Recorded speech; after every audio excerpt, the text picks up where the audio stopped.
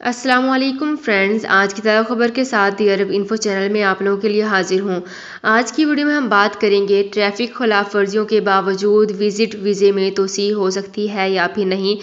اس کی تمام تر ڈیٹیلز آپ لوگوں کے ساتھ آج کی ویڈیو میں ہی شیئر کروں گی۔ یہ تمام ڈیٹیلز جاننے کے لیے اس ویڈیو کو لازمی سے لاسٹ تک ضرور دیکھیے۔ تو فرینڈز کرتے ہیں اپنی آج کی ویڈیو کو سٹارٹ۔ آج کی ویڈیو میں آپ لوگوں کو بتاؤں گی کہ ٹریفک خلاف ورزیوں کے باوجود وزٹ ویزے میں توسیع ہو سکتی ہے۔ سعودی محکمہ پاسپورٹ نے کہا ہے کہ وزٹ ویزے میں ابشر پلیٹ فارم کے ذریعے توسیع کرائی جا سکتی ہے۔ ویزا ختم ہونے سے 7 دن قبل توسیع ممکن ہے۔ توسیع میڈیکل انشورنس کے بغیر نہیں ہوگی۔ دی عرب نیوز کے مطابق محکمہ پاسپورٹ نے بیان میں یہ بھی کہا ہے کہ مقررہ ہدایات کے مطابق توسیع 180 دن سے زیادہ کی نہیں ہو سکتی۔ اس بات کو مد نظر رکھا جاتا ہے کہ توسیع کی صورت میں وزٹ ویزا ہولڈرز 180 دن سے زیادہ سعودی عرب میں نہ گزارے۔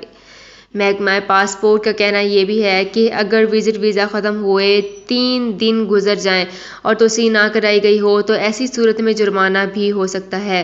محکمہ پاسپورٹ نے ایک بار پھر سے دی عرب نیوز کو بتاتے ہوئے کہا کہ وزٹ ویزے کو اقامے میں تبدیل نہیں کیا جا سکتا، تاہم اگر میزبان کے ریکارڈ پر ٹریفک خلاف ورزیاں ہوں تو اس کے باوجود وزٹ ویزے میں توسیع ہو سکتی ہے۔ تو فرینڈز، یہ تھی میری آج کی ویڈیو۔ ہوپ آپ کو یہ ویڈیو پسند آئی ہوگی۔ اگر آپ کو یہ ویڈیو پسند آئی ہے تو ہمارے چینل کو سبسکرائب، لائک اینڈ شیئر کر لیجئے۔ تو فرینڈز، ملتے ہیں ایک نئی ویڈیو میں ایک بالکل نئی اپڈیٹ کے ساتھ۔ اپنا بہت خیال رکھیے گا۔ اللہ حافظ۔